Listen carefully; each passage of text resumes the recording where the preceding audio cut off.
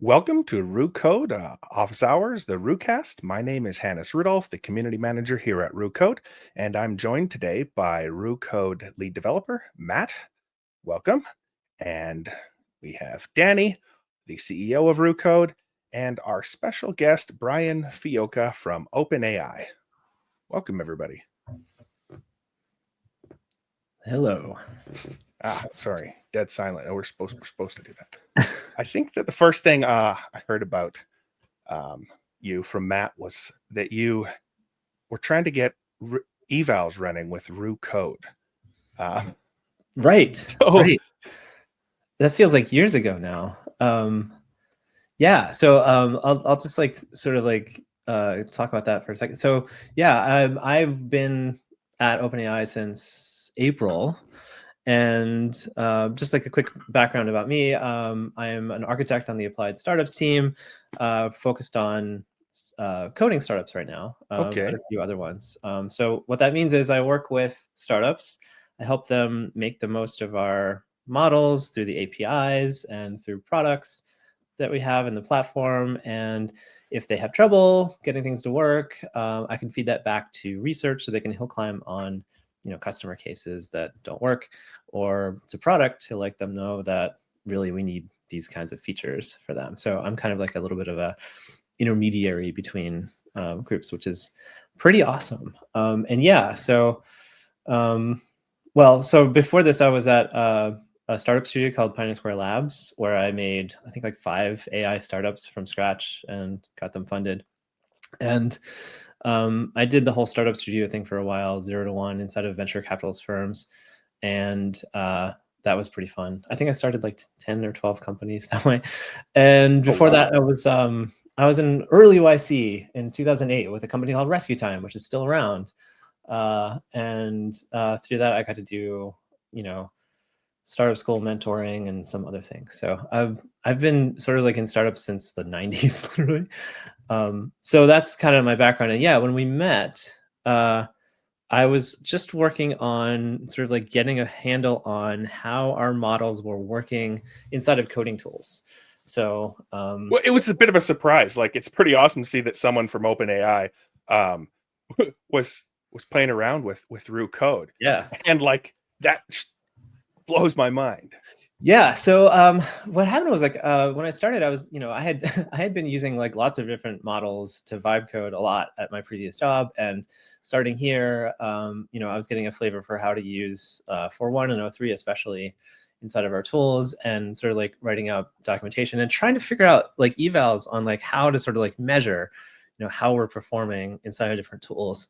and Roo Code had a whole eval suite, which is pretty great, and like it was pretty easy to sort of like set up, and it's open source, so can sort of like modify things and check it out. So super interesting for us to sort of like collect data on, like I said, like how our models are performing inside of different shaped harnesses. Yeah. Well, there's so many questions that I want to ask you. I'm gonna instead of filling this space with just me blabbing, I'm gonna throw you over to Matt, and he has some engineering level questions for you, not just community management. Wouldn't set the bar that high, but yeah, it's fun to echo what Hannah said, though. It's awesome to see you like really digging into our code. At some point, I'd love to get the honest feedback on what you think and what we could do better. But just to understand a little bit more, like what day to day, like which models, and like what's your I guess workflow, like your daily driver, like how do you use AI day to day in your thing? Oh geez. So since I work with all kinds of like coding startups, I try to use as many different coding tools as I can. So I mean, right now I have VS Code open with Roo Code and Klein and Codex. I have a cursor window open. I have Warp open. I have Windsurf. I have all of the ones that you've heard of, and maybe more. And sort of like what that lets me do is sort of like figure out how, like, especially right now, GPT-5 and 5 Codex like work in these situations, and like where they're not like stacking up to where I want them to be. But also, like, that lets me I tend to kind of like try to multitask.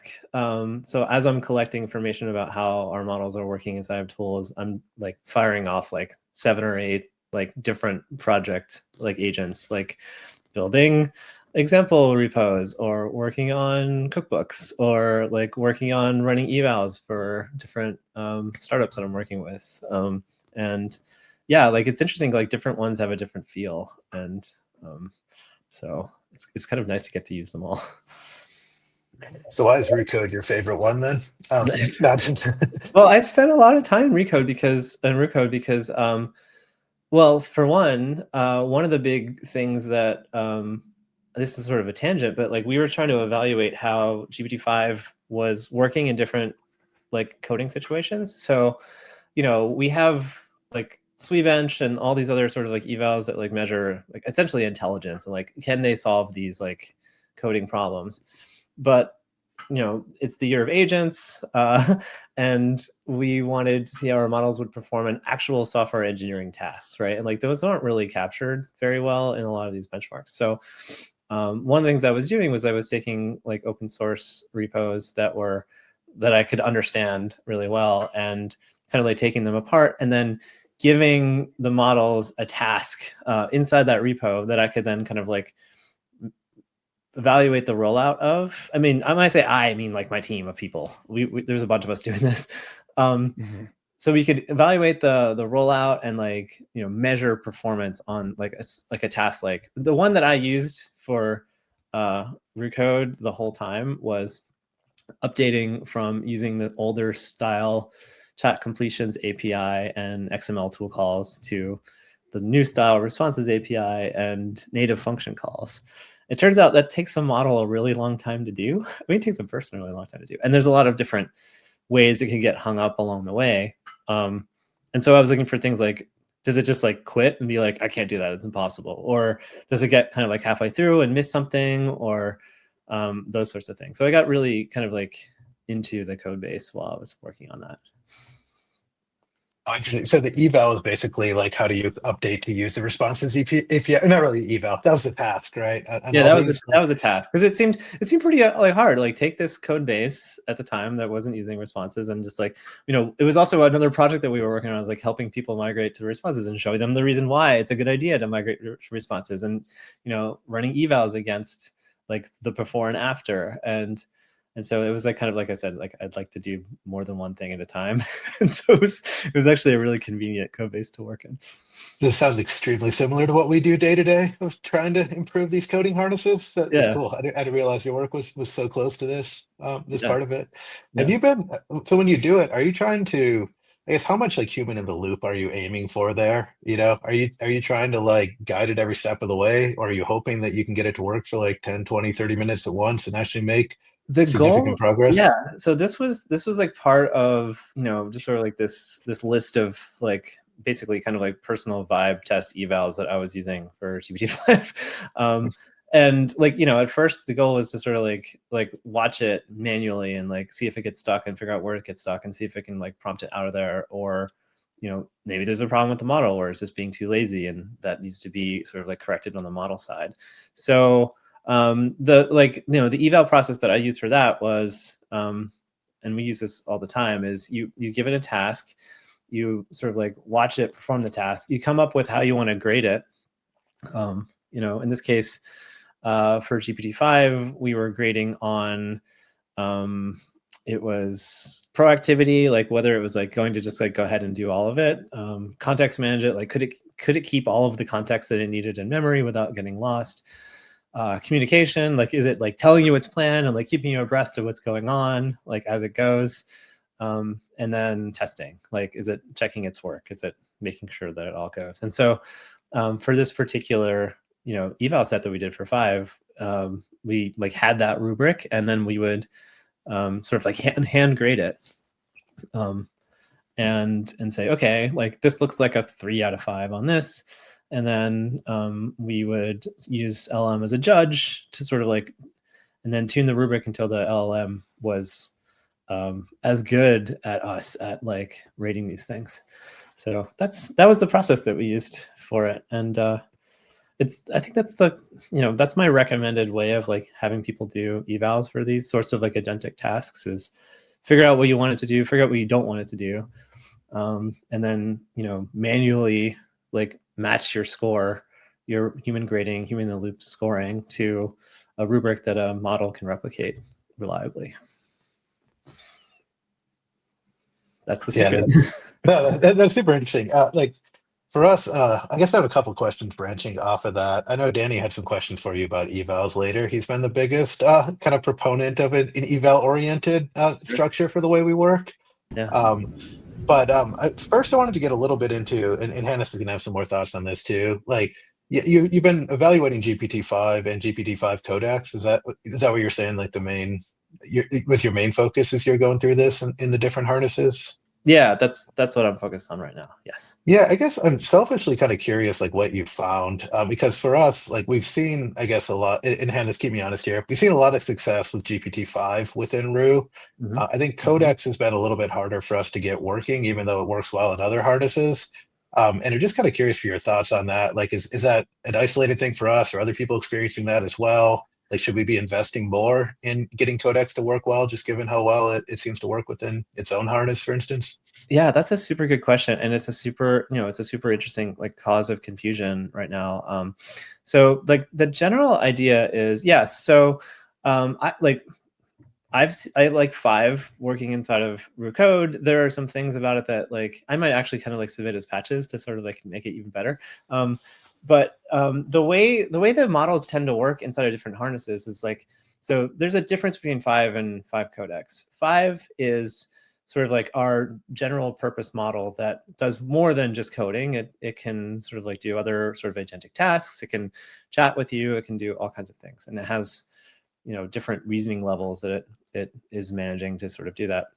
And so as part of that, it needs to have a little bit of a diverse training set and capabilities. And like one of the things we did with 5 was try to make it more generalizable across different harnesses and different tools. So for example, using to-do tools and using semantic search and different types of like apply patch, although that's still a bit tricky, and other tools that you find in different harnesses. And what we're doing with that is like I said, we're working with different harness makers, and like RooCode is one of them, to like look at what are the different tools that are available for models to use inside of a harness, and like adding that to our eval set, and research kind of grinds away on that. The difference with 5 and Codex is very tightly optimized to the Codex harness and the Codex basically kind of like product cycle. So it is sort of like our opinionated take on like how to build a model and harness together. And it's not going to do things like communicate as much with you along the way. It's got a different way of updating the status, usually through to-dos, and that's the way the harness is built. There's a little bit of like reasoning summaries that it gives you, but it's not as chatty, and it's just much more focused on its apply patch tool and its search tool, and it just kind of is hyper trained on that. And I could go off on like a huge tangent about like what it means to sort of like train on different tools, but that means that it's harder to get it to work in a harness that it's not trained for. So when people like implement Codex in their harness, it works better for them to just like cut out almost all of their tools and just like have it use like our apply patch, which is open sourced, and basically like rip grep to search around code. And that makes it like work more like the way it does in its harness. But that's the real difference between those two models. Is like 5 is general purpose and more adaptable, and 5 Codex is just like this is like our stance on how this works inside of our tools. But I work with lots of coding startups, and we like to share the models that we make for our harness with them, so they can use in the APIs, and like share back our learnings for what it's like to build these harnesses and have the models work in them, so that you as like a startup get to benefit from our knowledge too. I use GPT-5 a lot. It's my go-to model, and the biggest hurdle that I've noticed people have about it is its speed, and that often leaves me scratching my head because it's not as snappy as some models, but the quality, like it follows instructions. I had been working on workflows uh, where we basically, instead of writing a script to do things, we just give very clear instructions, and it just calls everything. And before uh, GPT-5, you get 95%, and that was pretty good. But with GPT-5, like it's 100%. It follows the instructions. Like how? Nobody else's models follow instructions like GPT-5. Yeah, that's amazing to hear. I have a sweet spot in my heart for GPT-5 because I was sort of like adjacent to the room where it was learning. So like getting to see it kind of like grow up in a way was just like was really nice, and like getting to sort of like understand how it works is really cool. So yeah, like instruction following, like all of these things, like I'm going to sound a little bit like a broken record, I think, but you know, one of my coworkers and mentors, I think, did a talk called "Evals are all you need." And so, you know, the way that we kind of like, you know, build products and models and those sorts of things, and this is the way that like I think that like this sort of new world of software development is in this like AI era, is you figure out what you want your product to do. If it's like AI powered, which is now a non-deterministic sort of like way of engineering, and you set up evals for the things that you don't want it to do, and you track those things, and you set up the evals for the ones that you do want to do, and then you can basically kind of like do all of the machinery behind the scenes to just like run it and tune it and get it to work the way that you want to. And so that's essentially it. Like, I don't know that there's any secret sauce there that I can kind of like share or give away. I'm not in the research team. But you know, I think the general concept is really kind of like what I tell all startup founders is like, figure out what's important that you want to do in this version of your product. Like, focus on that. Make sure you have it nailed down in a reproducible way. Like I said, like start with like human graded like evals, and then you know, grind away on getting it to the point where it's working the way that you want, like measure its progress, and then there you go. But yeah, like you were talking about speed. That was an interesting one because that's one that we did not capture in our evals for 5. We were looking at, like I was saying, like getting it to be more collaborative, to have it. We actually didn't even do anything with correctness as much. I mean, maybe there's some stuff behind the scenes that I wasn't working on, but we were much more concerned about giving it the right habit, and having that habit sort of like have a emergent property of coming up with the correct code. So by giving it the habit of testing, making sure that it learned to test, it more often than not came up with correct code that was like, you know, probably hard for us to sort of measure with an eval. And so that's just one of the things. God, Danny, sorry. Yeah, I couldn't resist on the subject of evals, and hopefully my mic isn't giving any more feedback. We were having a little bit of problem with that earlier. So when GPT-5 Mini scored 99% on our evals, like that was kind of a big moment for us. That made us kind of look at all of the main models that folks are using, and basically like every version of like GPT-5 and the Sonnet and Opus suite are also like, they're all just too good for our evals. And so we lose a little bit of the texture of like what these things are good at, and we're sort of back to evaluating these things on vibes on some level, like, which is the thing I wanted to get away from when we introduced eval. Oh, we lost him. That's okay. I can talk about that a little bit. I don't know if he'll hear me, but the running on vibes for this phase is not unusual. Like it is a lot more difficult to make evals for this kind of behavior than it is for like code correctness, or whether it's like solving the problem that you wanted to solve with like correct code, or like, you know, leak code examples or whatever. because what you're really doing is you're measuring sort of like work style habits, right? So like one of the things that like I think about is, you know, we're like sort of like saturating all these evals that we have on intelligence, right? Like models are getting smarter with like raw intelligence, but now they have to kind of do jobs as an agent. And in order to do different jobs, you have to kind of like measure them like you would somebody like at a job. Like you give them a job description, which is sort of like a guideline or a policy or a prompt. And then like over time, you sort of like watch their work and you give them feedback and like you figure out where they're not performing. And essentially like a performance review is a kind of eval for a person.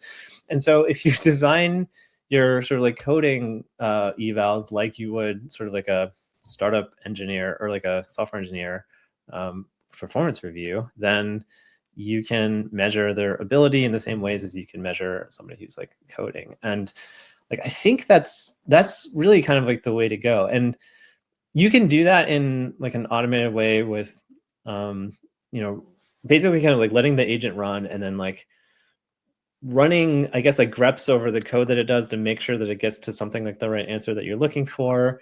You can like checkpoint along the way and look for things, but the best approach for that I've seen. Sorry, Danny, I answered most of your question while you're I was catching it backstage. My browser crashed. Cool. As these must have been vibe coded. That's okay. Mine almost updated. Not Atlas, right? It wasn't Atlas, right? Atlas No, switching back to Atlas forever. Sorry.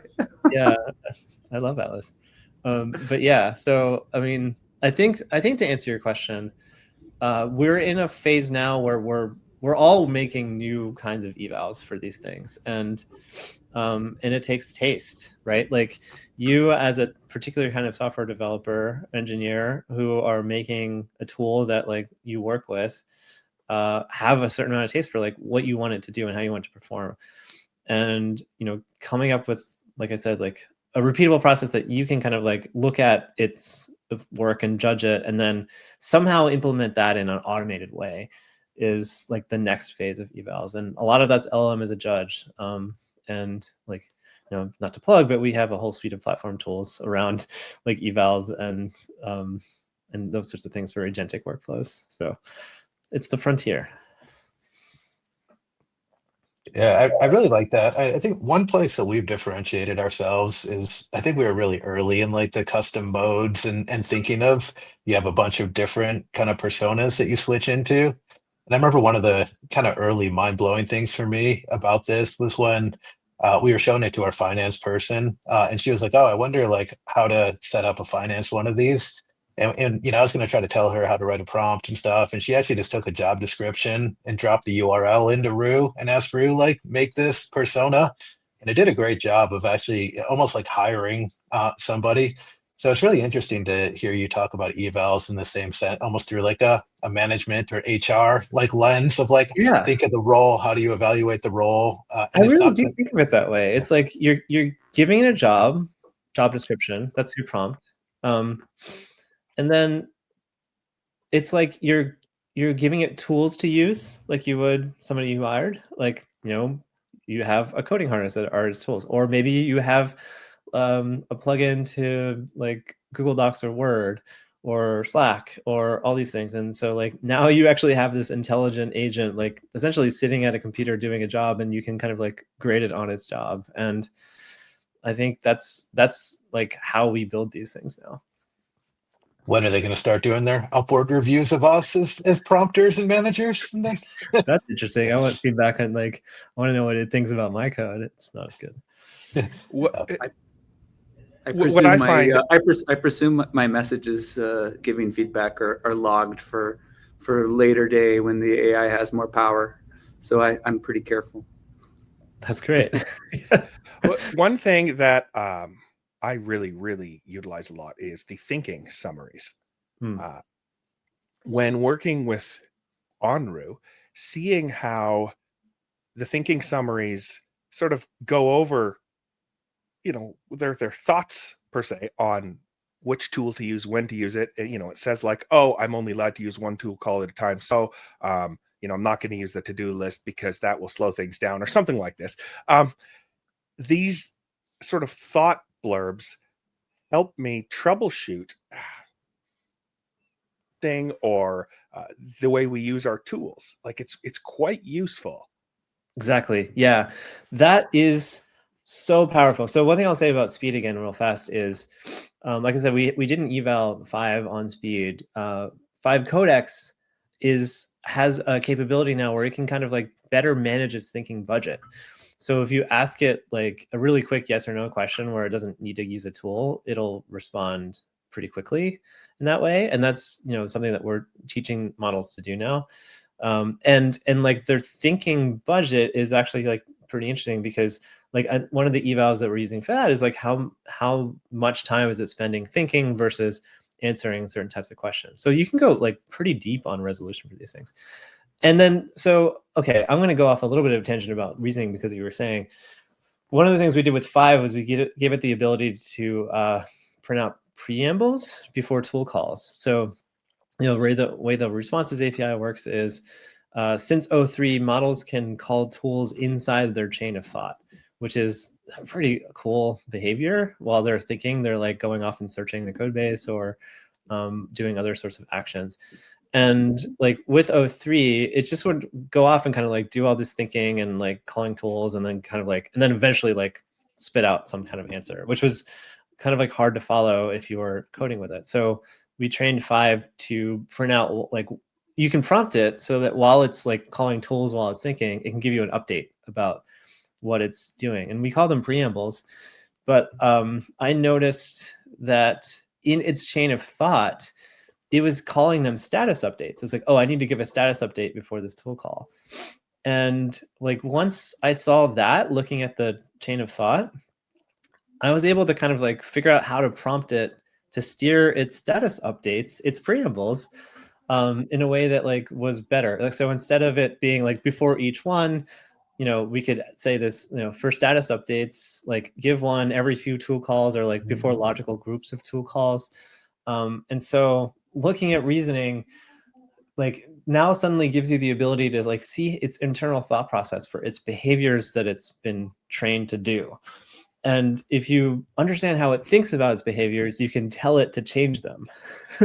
And so the like it's like really like reading reasoning summaries is really powerful in terms of like how you prompt these things, because reasoning models prompt a lot differently than non-reasoning models. Non-reasoning models is about like setting up the latent space so that it kind of falls into the answer that you want it to do, because it's just dumping out text.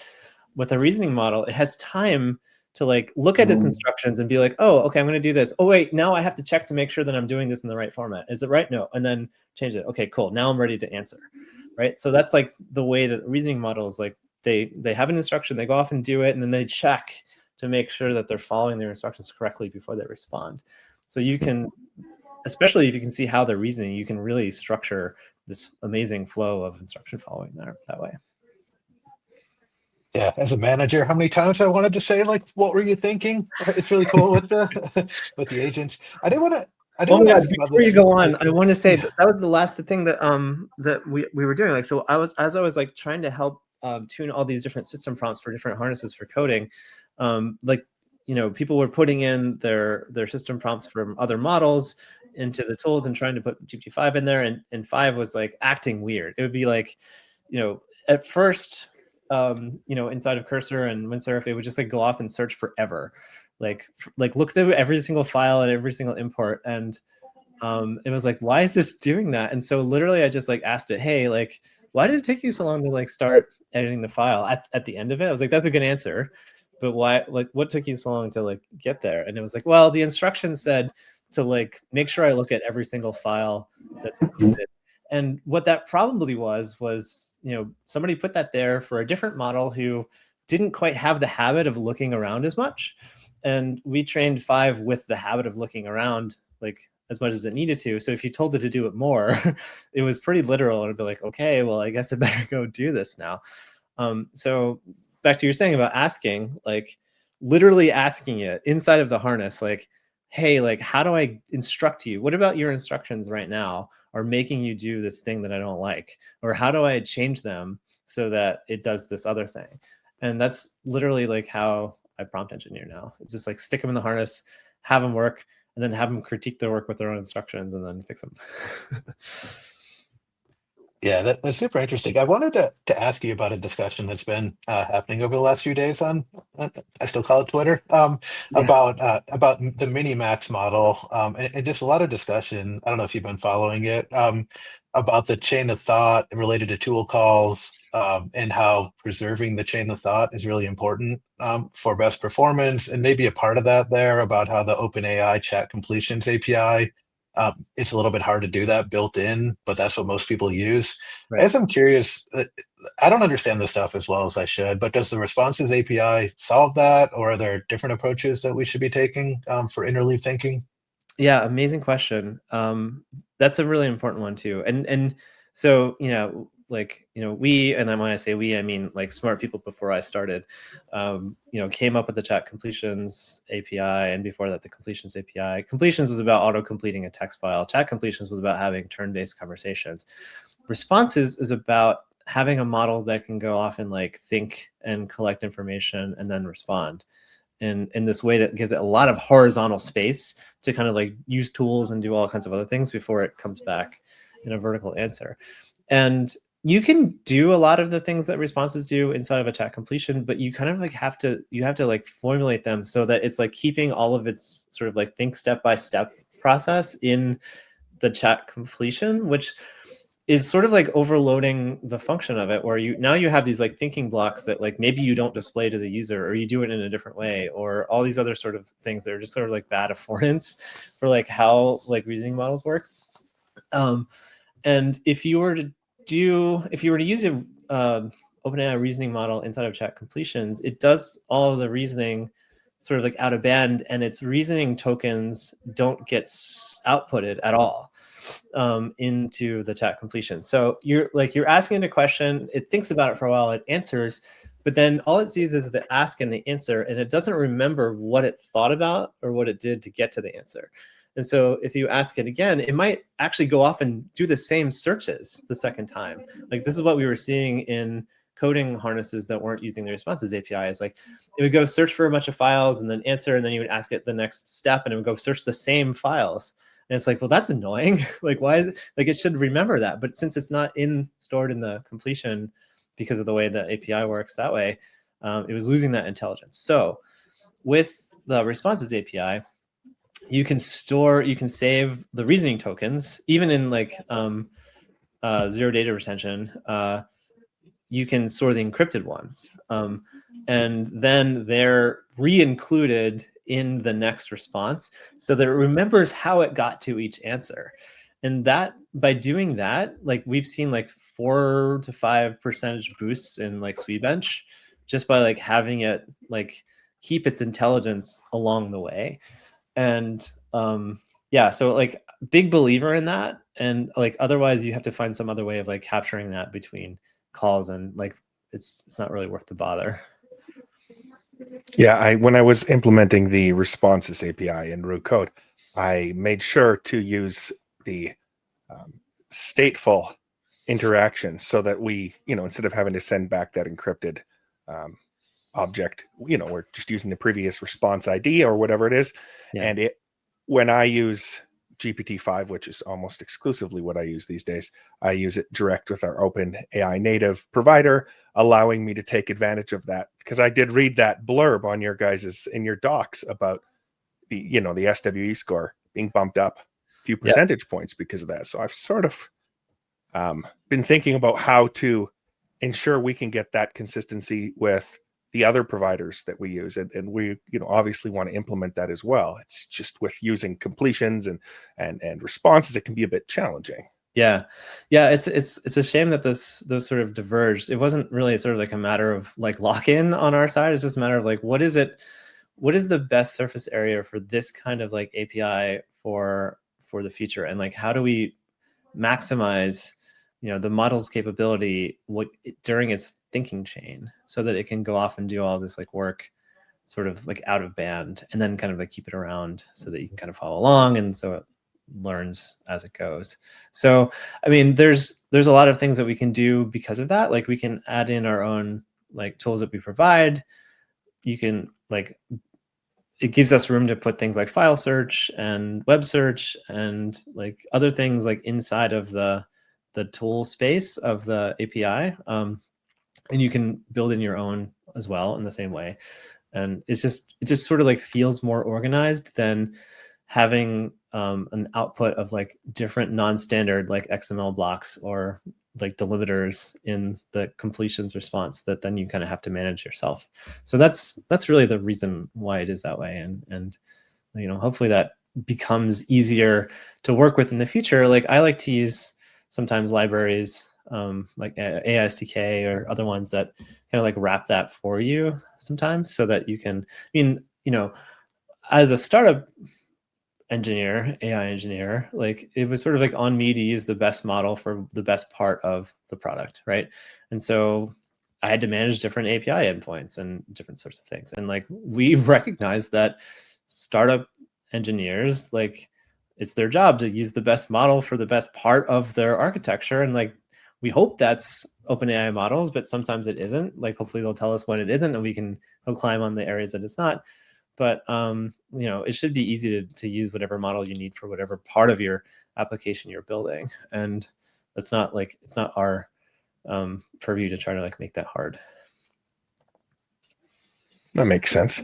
Yeah, I mean, I do use other models for various tasks. Just when I get into my main code workflow right now, GPT-5 has risen to the top. It rotates because I had Opus. I was going hard with Opus. One day I did, I think, almost $950 in Opus API costs.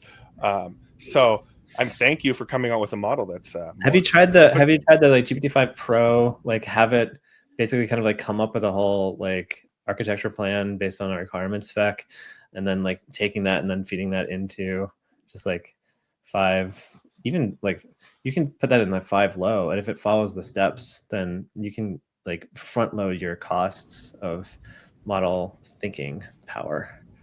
I have a pro integration that we're in the process of reviewing, so that way I can start testing it. Because my idea was here, like I have a task that's been running this whole conversation. I mean, I could have this pro running on this all day long. Yeah, so, totally. And I'm curious to see like what it will do. I want to give it. There are various issues that I haven't been able to fix with simple one-shots, you know, or complex orchestrated one-shots, but one-shots nonetheless. And I sort of keep those in reserve. They're not huge issues for our users, but I'm really curious to set pro against some of these and see, like, does it just get it done? Yeah. So one of the things I've been thinking a lot about lately is like, I think we talked about this a little bit in the past, but sort of like speed versus smarts, right? Intelligence, right? Like when do you want a model that's just sort of like keeping you in the flow? You're just kind of like cranking on like pair programming together. And when do you want one that is just like, you know, a galaxy brain that just like kind of goes off for 45 minutes and like comes back with like everything basically working? And, you know, I think I'd love to hear your thoughts on that and like how you're thinking about that in Roo Code, because it seems like, you know, we're in an era where like some tasks, like you feel totally fine just like handing off for a while, but then what do? Like just go answer Slack messages for an hour? Well, we're seeing this in action today. You know, we were referencing earlier the debate that happens sometimes on the team between Team Sonnet, that's about speed, and Team GPT-5, which is about smarts. Well, we just introduced something that would be a purely asynchronous workflow in the form of our PR reviewer. And there is a place where GPT-5 shines, and we've tuned that prompt specifically to GPT-5. But that said, you know, we've been dancing around this like a little bit. Is there a world where we don't have to trade off the speed and the intelligence? Like, is that a focus on making GPT-5 faster as the ultimate exclamation point? I think so. Like as a user, like I want that, right? And like, you know, I want a model that understands like when it should just like spend some time thinking about an answer, and like going off and doing it right, and when it like should sort of like involve me. And some of this is like having it intuitively understand the task and like what's involved in the task. Is this a task that's underspecified? So if so, then maybe I'll move more into what like some of our evals call lazy, and like ask you more follow-up questions, and like do a thing and be like, is this what you're looking for? And then kind of like go back and forth. Or if it knows that it's specified, to just kind of like go off and do it. So to answer your question, I think so. Codex is better at that sometimes than 5, which is maybe a temporary thing. We're trying to take the knowledge that we're getting from building Codex and like moving that back into the 5 model series as we go. And so, yeah, I think so. There's a lot of things about that I don't know, that I can't really answer. But I would want that as a user. So I would expect that to improve as we go. Yeah. Do you find that the model is good at understanding how confident it should be in its answer? I think that's one, you're absolutely right. It's kind of a joke with a lot of these things, but it does seem like if it kind of knew when to think harder, that it would unlock a lot here. I like 5 for being able to do that, and 5 Codex too. It's like I've seen people internally, and I've sort of had this happen too. Actually, yeah, I was making a dev day demo, and I couldn't get this one aspect of it to work. It was like I was spinning up the server, and it like wasn't connecting to the MCP server or whatever. And I was just like, I like asked it initially, like, okay, I'm not like, it's not connecting. Like I'm seeing this error. Like, what do I do? And it gave me this answer, and I was like, that's just wrong. So I like just like fiddled around for a while. I like asked it some other things, and it was just like, well, you can try this. And I did it for like 20 minutes. And then I eventually like was like, maybe I should try the first thing that it said. And it was totally right. Like that fixed it. So there's this part where I think a lot of us, especially like me coming into like when we were testing early alphas of 5, and I would like kick it off to literally like migrate our eval harness to use Docker. Like, okay, we have this email harness, like just go rewrite it entirely so that it kicks off parallel Docker tasks. And then like I think we kicked that off before lunch, and then came back, and it was like done like 45 minutes later. And me and my coworker are like, there's no way this is gonna work. And it like just like worked right away. Like once that happened, like I started to trust it more on its like capabilities and what it can actually do. And I think the trust part kind of like really matters in terms of like how much these things can sort of like do unsupervised, and how much you're willing to kind of like let them go and do things without too much feedback. And like I think we're just like on the cusp there, and that's just going to improve. But yeah, the models should know eventually when they know what they know and when they know what they don't know. And then how to sort of like get to the level of trust that they can go off and just like do something without interruption. Yeah, I mean, one difference between what we see with the models and I think what we see with humans is like the idea of context rot. And the longer it gets into the task, Yeah.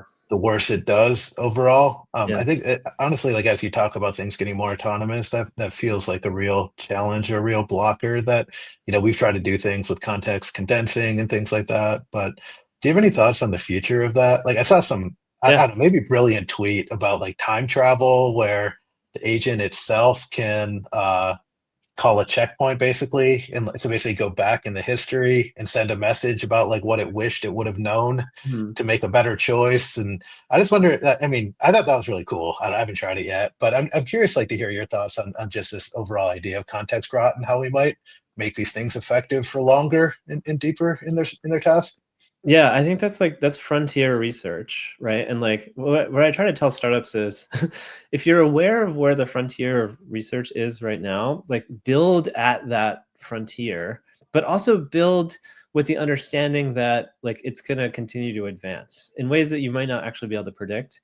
And like don't build yourself into a corner. So for like, one example of that is like chat completions. You can build into a local maximum of like optimizing this whole framework of tool calls that are like essentially like a hack on like overloading the API. and then kind of like miss out on some of the improvements that are coming in the future. So saying that, and without talking too much about like roadmap stuff or any of the things that like I don't know about, I've personally, before working at OpenAI, like worked on some projects with like long-term memory, right? And so context rot happens. I worked on a companion app for seniors, and the idea was like it would sort of like get to know your habits and like help you remember to take your medicine and that sort of stuff. And it was, you know, this unending conversation over text message, and you know, that wasn't going to fit in a context window. So like really quickly kind of had to figure out like, how do I keep its knowledge between days, like seeming like it's like smart, it's learning, it's like, it's not bumping me on like things that are wrong. And so I spent a long time like figuring out how to do long-term memory context engineering, right? And I think the same kind of like approach applies with coding models. I would sort of like lean towards building on something that already kind of like exists and not inventing the wheel here, because this is, like I said, probably a frontier area of research where improvements will come. But in the meantime, you know, as a coding agent, like looks around a code base, like figures out where the front end code lives, figure out what libraries talk to what backend subsystem, and those sorts of things, and having them save that out in an agents MD file, or building your own sort of like custom memory system for it to kind of use. I like to use retrospection for those, like have it like learn from a rollout instead of it calling a tool, because models aren't really trained on calling memory tools right now. And so they're not super reliable about what they remember. But you can have one run afterwards and say, hey, what should I remember about this type of task next time? And then use that in the context window in the next turn if it's necessary or helpful. Like that's sort of like how I think about memory in general. Like that works for any kind of agent system. And I think that solves a lot of the slowness problem too, right? A lot of the slowness problem of like a model while you're coding with it is it's going off and gathering context because it's the first time it's seeing this code base every single time. But if it can get a feel for it and like capture that understanding of where things are, what it's done in the past, what kinds of problems that it solved before that help it remember to do something differently next time, then it'll just get smarter and faster as it goes. Yeah, I love the idea of retrospection. We've been wanting to do that for a while, and this might be the thing we need to actually do it. I was going to ask before we run out of time here, like, I mean, you've been in our code base, you've seen it. Like, what would your top like 2 or 3 I think recommendations of things for us to focus on, like given where everything's going? Like, what should we prioritize? Yeah, I think, I mean, I like to see, you know, better, like not better, like strong use of like parallel tool calling. That's not something that like 5 does out of the box really well. First of all, you have to have responses implemented correctly, and then you have to use the sort of like our version of function calling inside of that. And then you have to actually prompt 5 to call things in parallel, and that's in the prompting guide. But by doing that, like, and in certain like cases, you can actually prompt it different strategies for like how to call tools in parallel, how to context gather for certain questions. So, I mean, I might like, it's the kind of thing where like I have a lot of things that like I have in this branch in the RooCode code base that I could probably just like send you. But yeah, like that's kind of Please like where do. Yeah. that's kind of Please where do. I would Yeah. optimize right now, is like, you know, just sort of like making it like really responsive and fast, and like optimizing it for its way of thinking and its way of you know, calling tools. The other thing that like I've seen, like the closer you get to our apply patch format, because so the other thing that I'll say about like model training is like there's like a raw intelligence piece, and then there's sort of like a habit forming piece. So as it's learning to like solve problems and do different tasks, based on how it's trained, it sort of like almost gets a little bit burned in, like its favorite way of doing things or the way that it learns how to do things better.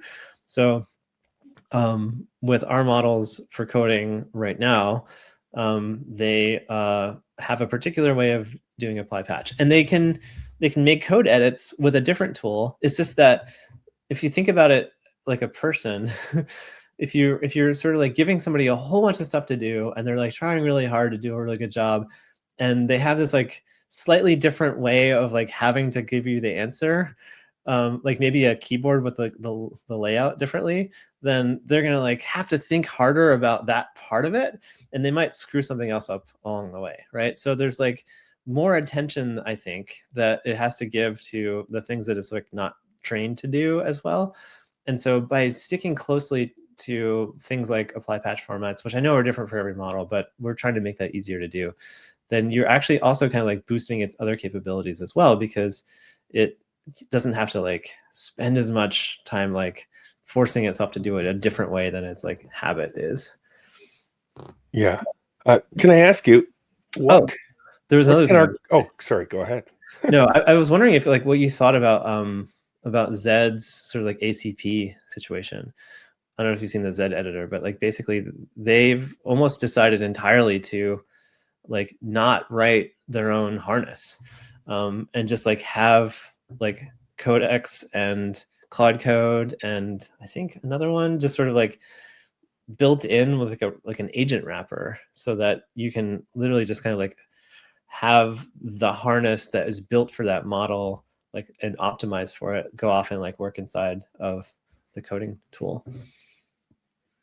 Yeah, I haven't personally used it, so I don't want to comment too much on it. It does sound really great for, I guess, executing the tool calls well. Mm-hmm. I think for us, we've been taking the approach that kind of like you alluded to. There's a lot of models out there, and some of them are good at different things. Yep. So being able to kind of jump between them in a cohesive format, or having them like play off of each other, has been really nice. We talk about having a team of agents. Mm-hmm. Maybe there's a way to do that in Zed, which is awesome, and maybe we should look more into it. No, I like the idea. I was just curious what your thought about that is, because like if one thing that I was thinking is there might be times, and I don't know if this will always be true, where it's like sometimes it's easier to kind of like defer to like the built-in harness to kind of like do something, but I don't really know. Like I haven't used it that much either. I feel like for me, so far right now, I like the sort of like interactivity piece.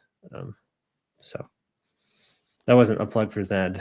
That was just sort of like me thinking about your... We like to talk about different tools and how to use them. I mean, we are not under the illusion that people don't continually try out all sorts of tools. So can I ask you, what can we do as Roo Code and our community to help you guys? Keep doing what you're doing. Like let us know what is like difficult, what's not working, like what you see working in other places, that like you're having trouble getting to work using our models or using our APIs. Because literally, like if we know that, and we know that it's like a problem, and we can reproduce it on our side, we can fix it. And like so much of what I do working with startups is like just almost like trying to call out as much information as I can. Is like we just like literally can't see everything. Like you guys have the taste for this, and you can see things more clearly that we can about like how our models are performing in different cases, and like letting us know like what could be better, or even like oh, we really want it to be able to do this, and we've built this into our harness and it's struggling in this way, and even better, and we've made this eval showing that like it's only like succeeding like 39% of the time or something. Then like literally I can take that back and be like, cool, let's go fix this. And I think that's like the most helpful thing you can possibly do. So please keep doing that. Yeah. Everyone report your bugs to Hannes. He'll he'll orchestrate. Fast track them. Yeah. So we usually end with a lightning round, although I gotta confess, I didn't prepare a real hey, how about I go first and I'll come up with one question, and then Hannes and Danny each think of one question that you want to ask Brian, put him on the spot. Here's mine. What do you think we're gonna be talking about next year in AI? Like what do you think the main story is gonna be? Oh my gosh, how do I answer this question without getting in trouble?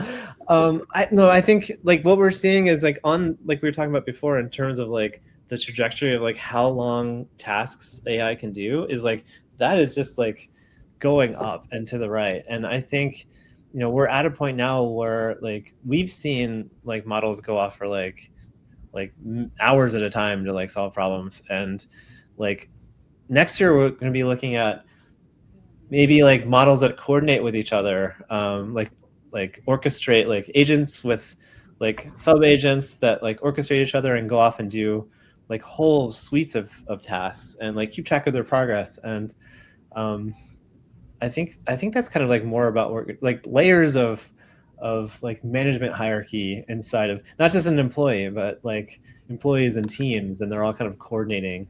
In my preference, they would be using human tools like Slack or Linear or something like that, so that people could follow along. But yeah, I think that's like where we're going. Mine is by the end of the next year, editor or no editor. This is a spicy take because I'm talking to you, but I would like it, like as somebody who's done like coding since I was 7, like if tomorrow you told me that like I didn't have to write a single line of code again because like I could just like hire out an agent that just like does a better job of it than me, I would sign up for that. Like I want products, like I want features, I want like outcomes. I don't care at all like what it looks like under like the hood, right? Like who cares what the bytecode looks like under your Java code? Who cares what the machine language is? Like do I ever want to have to like look at that again? No. Would I do it as a hobby? Yeah.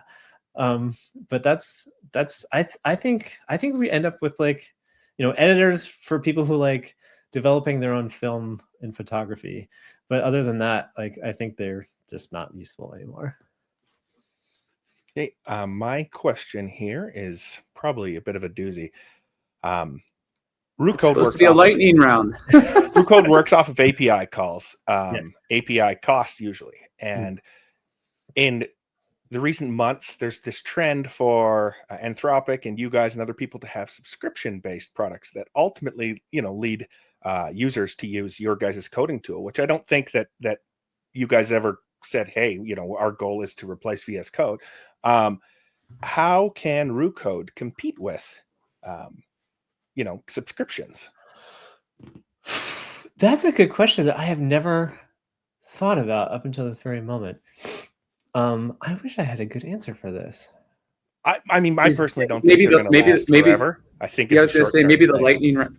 Yeah, maybe the lightning round version of this is subscriptions or not subscriptions the business model of the future. I think ultimately subscription, go. like the way the costs are for AI right now are like a factor of like how many chips and power is available, right? Like there's scarcity in those resources, and like subscriptions are a way of sort of like bundling that scarcity in a way that's like scalable for a business to do.